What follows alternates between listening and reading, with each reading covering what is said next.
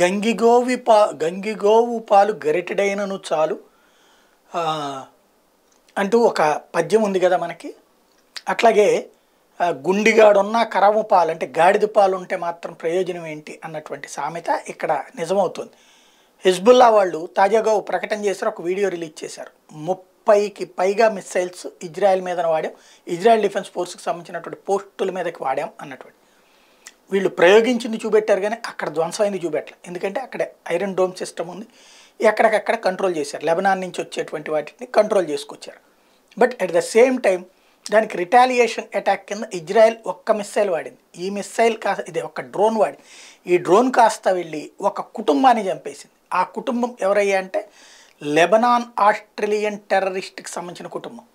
అంటే ఇజ్రాయెల్ ఇప్పుడు ప్రపంచ దేశాల ఒత్తిడి మేరకు కావచ్చు, లేకపోతే వాళ్ళ ఇంటర్నల్ అండర్స్టాండింగ్ కావచ్చు, అందరినీ చంపుకుంటూ వెళ్తా ఓ 10 మంది తీవ్రవాదుల కోసం 100 మంది జనాన్ని చంపడం కంటే ఆ తీవ్రవాద నాయకుల్ని లేపేస్తే సరిపోతుందని భావిస్తుంది. అందులో భాగంగా మొన్న ఎట్లయితే మౌసావీని లేపేసిందో ఇప్పుడు అట్లాగే ఒక ఇజ్రాయెల్ అదే మన